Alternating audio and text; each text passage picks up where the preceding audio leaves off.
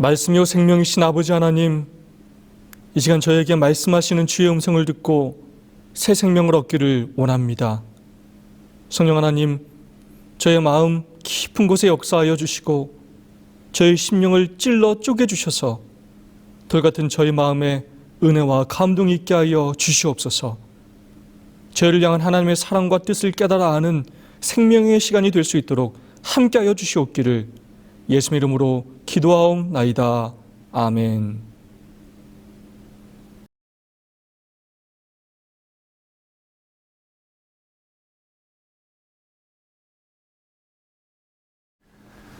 지난 한 주일도 우리의 삶을 지켜주시고 거룩한 안식일을 허락하신 하나님의 은혜에 진심으로 감사를 드립니다. 이 안식일 하나님의 크신 은혜와 축복이 여러분 모두 함께 하시기를 간절히 소망합니다. 옆 사람과 사랑과 소망을 담아서 인사하고 시작할까요? 하늘까지 함께 갑시다. 감사합니다. 여러분, 먹이를 가져온 어미새가 어느 새끼새에게 가장 먼저 먹이를 줄 것 같습니까? 가장 가까이 있는 새? 첫째 아기 새? 가장 자기를 닮은 아기 새? 과연 어떤 새일까요? 관찰해 본 결과 가장 입을 크게 벌리는 새에게 먹이를 준다고 합니다. 아니 목사님, 그럼 원래부터 입이 작은 새들은 어떻게 합니까? 먹이를 하나도 못 먹지 않겠습니까? 여러분 걱정하지 않으셔도 됩니다. 무엇보다 어미새가 자기 자식 입 크기가 어떠한지를 잘 알고 있다는 것입니다. 그리고 무엇보다 중요한 것은 배가 부른 새는 절대로 입을 크게 벌리지 않는다는 것입니다. 그래서 어미새는 가장 입을 크게 벌리고 어미새에게 먹이를 주기만을 간절히 바라는 새끼새에게 가장 먼저 먹이를 먹여준다고 합니다. 여러분, 그렇다면 하나님은 누구에게 당신의 축복을 가장 먼저 베풀어 주실까요? 목회자일까요? 장로님일까요? 집사님들일까요? 이렇게 직분에 따라 구별하실까요? 아니면 선교를 열심히 하는 사람? 또 안식일을 잘 지키는 사람? 이처럼 헌신도에 따라 구별하실까요?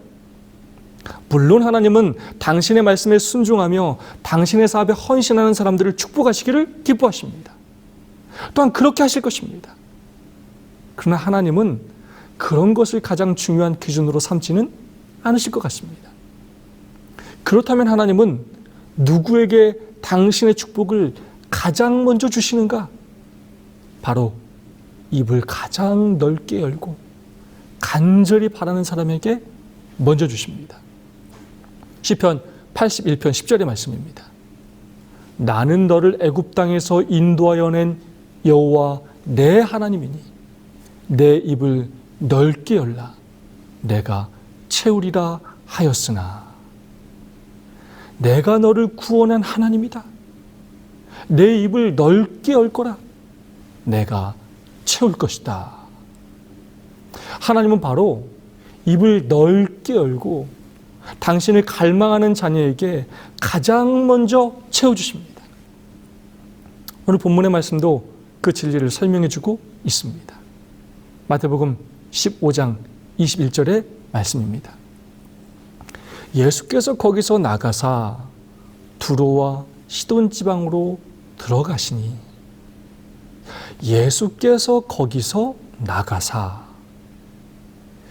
예수님의 공생의 봉사는 주로 갈릴리 지방에서 이루어졌습니다. 그곳에서 5,000명을 먹이기도 하시고 병자를 고치기도 하시며 바람과 바다도 잔잔케 하시는 놀라운 이적들을 보여주셨습니다. 처음에는 예수님의 그런 모습을 보고 많은 사람들이 예수님을 따랐으나 예수님께서 점점 십자가를 향해 나아갈수록 점점 사람들은 예수님을 거절하기 시작했습니다. 특별히 예수님의 세 번째 갈릴리 여행으로 인해서 유대 지도자들은 큰 경계심을 갖게 되었습니다. 마음이 다급했던 유대 지도자들은 예루살렘으로부터 대표자들을 파견하여 예수님을 만나러 갈릴리로 왔고 예수님과 정면으로 충돌하였습니다. 그 내용이 마태복음 15장 1절부터 기록되어 있습니다. 15장 1절과 2절의 말씀입니다. 그때 바리새인과 서기관들이 예루살렘으로부터 예수께 나와 가로되 당신의 제자들이 어찌하여 장로들의 유전을 범하나이까? 떡 먹을 때에 손을 씻지 아니하나이다. 예수님께서는 어미 새처럼 큰 먹이를 가지고 생명의 떡을 가지고 갈릴리 봉사에 가셨습니다. 그리고 간절한 마음으로 그 생명의 떡을 사람들에게 먹여주고 싶으셨습니다. 그런데 유대 사람들은, 특별히 바리새인들과 서기관들은 예수님의 먹이에는, 축복에는, 그 생명의 떡에는 관심이 없었습니다. 입을 크게 벌리지 않았습니다. 입을 벌리긴 했는데 예수님께서 주신 것을 받아먹기 위한 입이 아닌 예수님을 잡아먹기 위해 입을 크게 벌렸습니다. 어떻게 하면 트집을 잡아서 예수님을 잡아 죽일까에만 관심을 갖고 있었습니다. 예수님은 그들의 마음에 들어가 그들을 변화시키고 새로운 삶을 주기를 원하셨지만 그들의 마음에 예수님이 거할 곳은 찾을 수가 없었습니다. 생명의 떡을 먹여주고 싶으셨지만 관심이 없었습니다. 예수님께서는 그들의 그런 태도에 지치셨고 그들과의 대화가 유익하지 않음을 아셨습니다. 그래서 결국 그곳을 떠나기로 결심하셨습니다.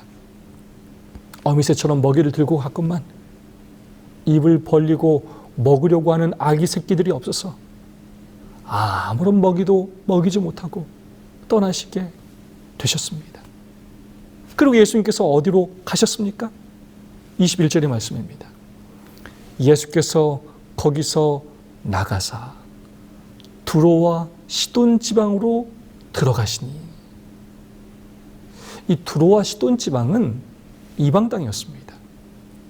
이 지방 사람들은 고대 가나안 족속 사람들이었습니다. 그 사람들은 우상 숭배자들이었기 때문에 유대인들의 경멸과 증오를 받고 있었습니다. 예수님께서는 바로 이런 이방 땅, 경멸받고 증오받는 땅으로 가신 것입니다. 그렇다면 왜 예수님은 갑자기 이방인의 땅 두로와 시돈으로 가신 것일까요? 첫 번째 목적은 바로 피곤함에 쉬시기 위해서였습니다. 그러나 그곳에 가신 참된 목적은 따로 있었습니다. 시대의 소망은 이렇게 기록하고 있습니다. 399페이지의 말씀입니다. 그러나 이것이 이 여행의 유일한 목적은 아니었다. 가나안 여자 하나가 그 지경에서 나와서 소리질러 가로되 주 다윗의 자손이여 나를 불쌍히 여기소서. 내 딸이 흉악히 귀신 들렸나이다 고 하였다. 그리스도께서는 이 여인의 사정을 아셨다. 예수께서는 그 여인이 당신을 보기를 사모하고 있음을 아시고 짐짓 그 여자가 있는 길로 오셨던 것이다. 그 여인의 슬픔을 덜으심으로써 그가 가르치고자 하신 교훈을 실제로 보이실 수 있을 것이었다.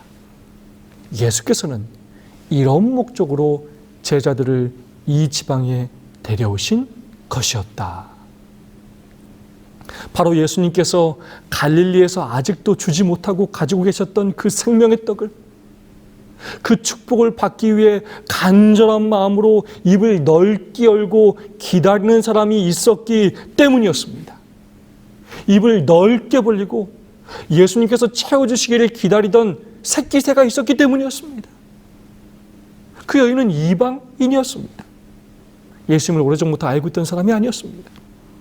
누군가를 통해 예수님이 좀 와주셨으면 좋겠다는 그 부탁을 받은 사람도 아니었습니다. 특별히 그 여인은 유대인들이, 제자들이 조롱하고 멸시하는 사람이었습니다. 예수님에 대한 소식을 듣는 정도의 사람이었습니다. 그러나 그 소식만으로도 예수님을 만나기를 간절히 원했던 사람이었습니다. 예수님께서 자기의 딸을 고치실 수 있다고 믿었던 사람이었습니다. 예수님을 만나면 변화될 수 있다는 그러한 소망을 가진 사람이었습니다. 여자로서의 그 장벽, 이방인으로서의 그 장벽, 우상 숭배자로서의 그 장벽 등 숱한 장벽이 그녀에게 있었지만 그 장벽을 두려워하지 않는 사람이었습니다. 그리스도께서는 이 여인의 사정을 아셨다.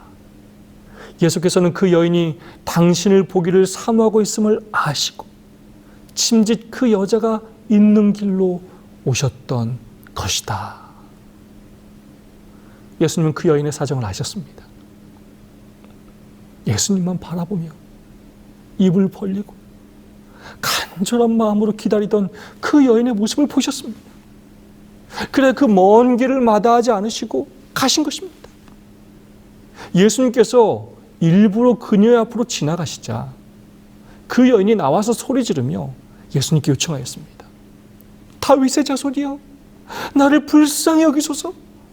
내 딸이 흉악히 귀신 들렸나이다. 그러나 예수님은 즉시로 그녀의 요청에 응답하지 않으셨습니다. 못 들은 척하시며 한 말씀도 대답하지 않으셨습니다. 여러분 왜 그러셨을까요?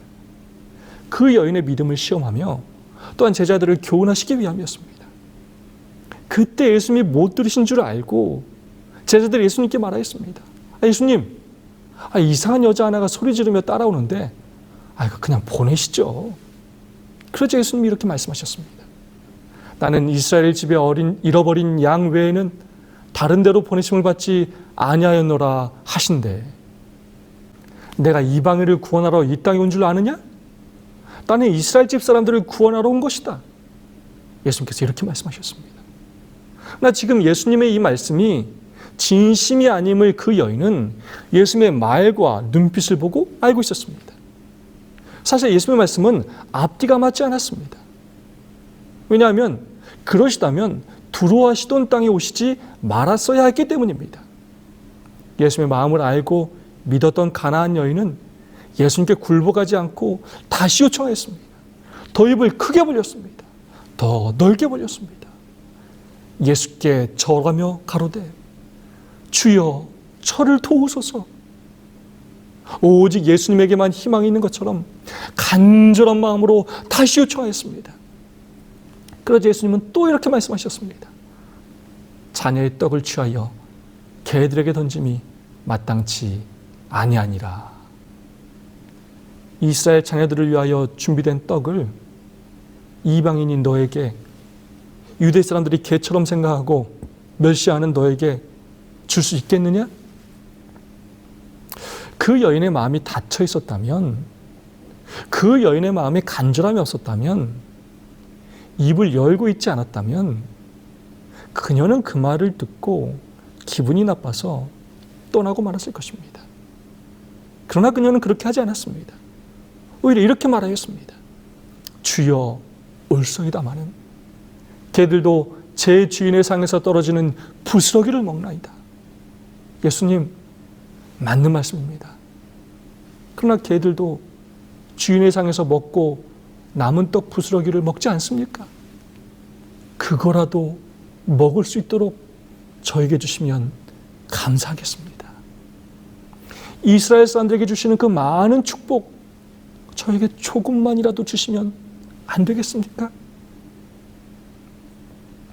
그 여인은 이스라엘을 위해 준비하셨던 생명의 떡이 아니라 그 떡의 부스러기라도 먹기 위해 간절한 마음으로 입을 크게 벌리고 예수님께 요청하였습니다. 시대소망 401페이지는 이렇게 기록하고 있습니다. 그 여자는 만일 한 마리의 개가 되는 특권을 얻을 수 있다면 그는 개로서의 취급을 기꺼이 감수할 것이다. 그 여자는 즉시 예수를 구주로, 그리고 자기가 구하는 것을 다 하실 수 있는 분으로 시인하였다. 한 마리의 개가 되는 특권. 얼마나 감동적인 표현입니까? 얼마나 예수님을 향한 간절한 마음입니까? 예수님께서 주시는 축복을 얻을 수만 있다면 괴로 취급당하는 것을 기쁘게 감당하겠다. 예수님께서 주시는 축복이라면 부스러기라도 먹겠다는 그 간절한 심정. 예수님은 그 여인의 믿음에 감동하셨습니다. 너무나 기뻐하셨습니다. 그렇게 자신의 생명을 바쳐 자신을 떡으로 주시려고 갈릴리 지역에서 봉사하셨건만 예수님께서 주시는 떡에, 축복에 관심을 갖는 사람이 많지 않았습니다. 그러나 그 여인은 떡이 아니라 부스러기라도 원하는 간절한 믿음을 소유하였습니다.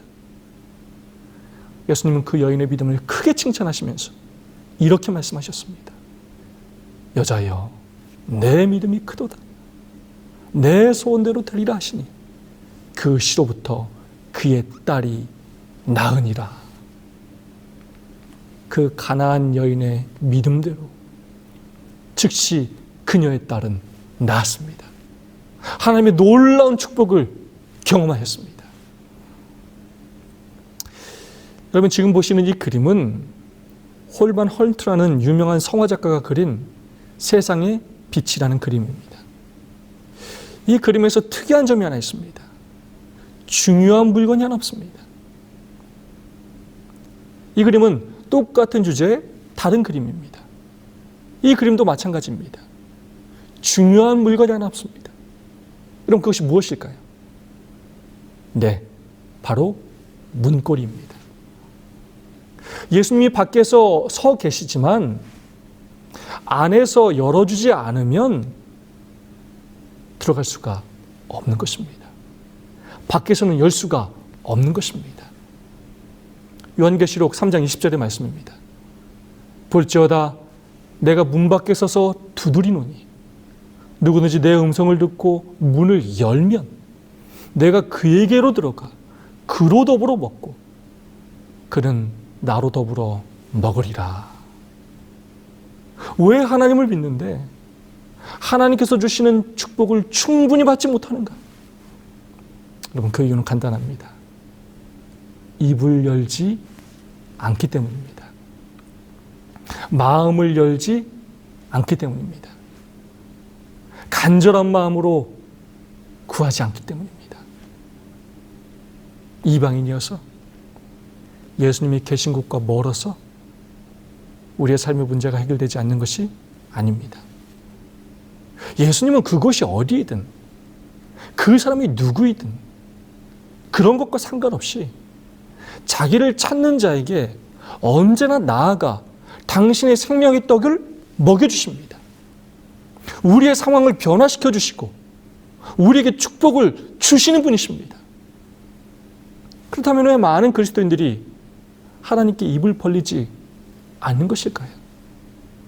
그 이유는 간단합니다. 엉뚱한 것으로 배가 불렀기 때문입니다. 세상에 썩어 없어질 것들을 갈구하다가 그것을 먹고 배가 불렀기 때문입니다. 너무나 세상의 많은 것들에 관심을 갖고 마음을 빼앗겨 버렸기 때문입니다. 그래서 하나님의 말씀에, 하나님의 사업에 관심이 없습니다. 그래서 영적으로 건강하지가 않습니다. 일시적인 만족을 주는 것만 먹으면 이인의 허기가 지고 배탈이 나서 건강하지 못한 것입니다. 잠깐의 만족은 채워지지만 결국 이 땅에서의 삶으로 끝나게 되는 것입니다. 마태복음 5장 6절의 말씀입니다. 의에 줄이고 목마른 자는 복이 있나니 저희가 배부를 것임이요. 의에 줄이고 목이 말라야 하나님을 간절히 간구해야 그래야 예수님께서 우리의 마음문을 열고 들어오셔서 우리의 필요를 채워주실 수가 있는 것입니다. 여러분, 누가 하늘에 들어가는지 아십니까? 들어가기를 간절히 원하는 사람이 들어갑니다. 누가 하나님의 축복을 받는지 아십니까? 하나님의 축복을 받기 원하는 사람이 받는 것입니다. 누가 하나님을 만날 수 있는지 아십니까? 하나님 만나기를 간절히 원하는 사람이 만나는 것입니다. 누가 영혼을 구원하느냐? 영혼을 사랑하여 구원하기를 갈망하는 사람이 구원하는 것입니다. 어느 교회가 부흥하고 어느 교회가 성장하는지 아십니까? 우리 교회가 부흥하고 성장하기를 간절히 원하는 교회가 부흥하고 성장하는 것입니다. 그 간절함과 목마름이 있는 사람에게 역사가 일어나는 것입니다. 그럼 어떻게 그 가나안 여인은 예수님께 그런 요청을 할 수 있었을까요?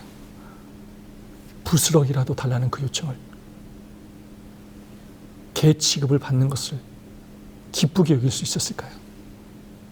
그 이유는 바로 자기에게 아무런 자격이 없다고 생각했기 때문입니다. 그렇다면 왜 바리새인들과 서기관들은 예수님을 거절했을까요? 예수님에게는 그런 일을 할 자격이 없고 자기들에게는 그런 자격이 있다고 생각했기 때문입니다. 한마디로 정리하자면 바리새인들과 서기관들은 자기들의 자격을 중요하게 여겼기 때문이고 가나안 여인은 하나님의 은혜만을 바라봤기 때문입니다. 이스라엘 백성들의 가장 큰 문제는 바로 선민사상이었습니다. 그들만 하나님의 백성이고 그들만 구원받는다고 생각하였습니다. 그들에게만 자격이 있다고 생각하였습니다. 큰 착각 속에서 그들은 살았습니다. 우리 중 그 누구도 우리 스스로 구원받을 자격을 가진 사람은 아무도 없습니다. 전적으로 하나님의 은혜입니다. 우리에게는 아무런 자격이 없습니다. 아무런 공로가 없습니다. 오늘 우리가 이토록 큰 축복과 진리 가운데 남은 머리로 사는 것은 하나님의 큰 은혜입니다. 언제 신앙에 문제가 생기는가? 바로 은혜를 놓칠 때입니다. 은혜를 놓치면 신앙은 변질이 됩니다. 내가 한 일만 생각하게 됩니다. 예수님에 대한 간절함이 사라지게 됩니다. 의에 대한 주림과 목마름이 사라지게 됩니다. 나의 의무와 책임은 잊어버리고 내가 누릴 권리만, 축복만 생각하게 됩니다. 은혜를 놓치면 예수님의 마음을 놓치게 됩니다. 은혜를 놓치면 나만 생각하게 됩니다. 이기적으로 변하게 되고 다른 사람과 나를 비교하게 되고 다른 사람을 비난하게 됩니다. 우리가 받아야 할 것 중에 당연한 것은 아무것도 없습니다. 그것이 햇빛이든 물이든 공기든 구원이든 이 모든 것이 하나님의 은혜입니다. 이 땅에서 얻는 모든 것들은 내 힘으로 얻을 수 있는 것들이 아닌 것입니다. 우리를 사랑하셔서 하나님께서 우리에게 축복으로 주시는 것들입니다. 하나님께서 우리에게 주신 모든 것은 하나님의 은혜입니다. 사랑하는 재림 성도 여러분, 다른 곳에서 인생의 문제를 해결하라고 노력하지 말아야 합니다. 하나님을 외면한 채 다른 곳을 의지하며 입을 벌리지 말아야 합니다. 힘들고 어려운 시대에 살아가지만 다른 곳을 바라보지 말아야 합니다. 다른 곳에서 다른 것으로 배부르지 말아야 합니다. 다른 곳에 무릎 꿇고 다른 곳에 머리를 숙이지 말아야 합니다. 오직 하나님의 은혜만을 구하며 하나님께만 머리를 숙이며 살아야 합니다. 하나님께서 먹여주시는 것만 먹으며 하나님께서 입혀주시는 것만 입으며 하나님께서 보내시는 곳에만 가며 하나님께서 시키시는 일만 하는 그리스도인이 되어야 합니다. 예수님의 십자가를 지고 예수님의 제자로 살아가는 것을 기쁨과 특권으로 여기며 사는 그리스도인이 되어야 합니다. 하나님께서 나에게 주신 은혜에 늘 감사하는 그리스도인이 되어야 합니다. 우리가 간절한 마음으로 부스러기라도 구할 때 우리 하나님은 우리에게 부스러기를 먹이시는 분이 아니십니다. 그분은 이 땅에서 버려지고 외면받아 부스러기만도 못한 대접을 이 땅에서 받으며 사셨지만 그리고 십자가에서 갈기갈기 찢어지시며 부스러기 떡이 되셨지만 당신의 사랑하는 자녀들에게는 당신 자신의 생명의 떡을 먹이시는 분이십니다. 세상 그 무엇과도 비교할 수 없는 귀하고 좋은 것을 먹이시는 분이십니다. 자신이 부스러기가 되실 때까지 아낌없이 우리에게 모든 것을 주시는 분이십니다. 선지자왕 714페이지에 있는 말씀입니다. 오늘날 하나님을 두려워하는 사람들은 영적 바벨론에서 나오라는 기별을 듣고 있으며 그들은 곧 새로 만들어질 세상 하늘 가나안에서 하나님의 은혜의 전리품으로 서게 될 것이다. 저는 이 구절을 너무나 좋아합니다. 하늘 가나안에서 하나님의 은혜의 전리품으로 서게 될 것이다.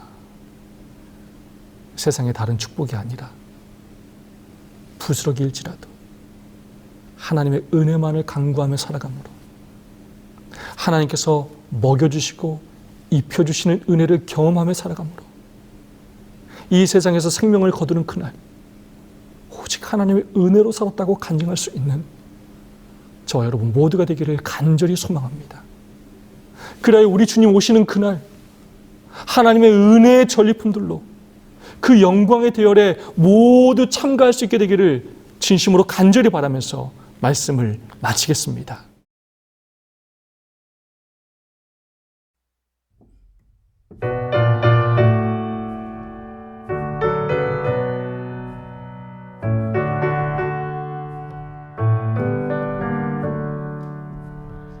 내가 지금 사는 곳 주의 크신 은혜요 주를 믿게 된 것은 더 크신 은혜라 넘치는 주의 사랑 놀라운 주의 은혜 날마다 경험하며 주께 감사합니다. 세상에서 당하는 환난 거쳐가느나 이름을 주시니 더욱 크신 은혜라 답답할 때 기도로 길으신 손길로 어루만져 주시니 주여 감사합니다.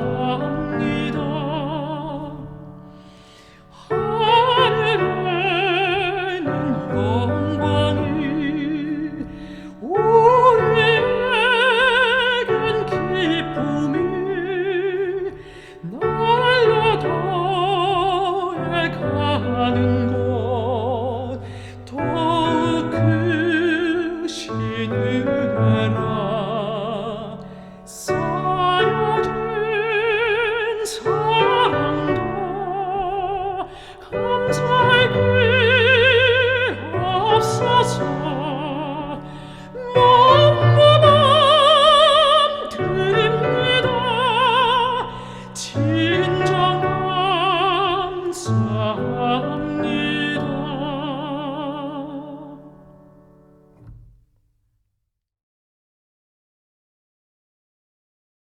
여기까지 저희를 인도하여 주신 아버지 하나님, 그 은혜 진심으로 감사를 드립니다. 저희를 향한 그 은혜와 사랑을 한순간도 잊지 않고 기억하며 세상이 아닌 하나님을 향해 입을 벌리며 살게 하여 주시옵소서. 하나님을 향한 간절함과 감사함으로 살게 하여 주시옵소서. 그리하여 은혜를 아는 자로 하나님의 은혜의 전리품으로 살게 하여 주시옵소서. 그리하여 세상을 향해 은혜를 나누고 베푸는 자로 살게 하여 주시옵소서. 예수님의 이름으로 간절히 기도하옵나이다. 아멘.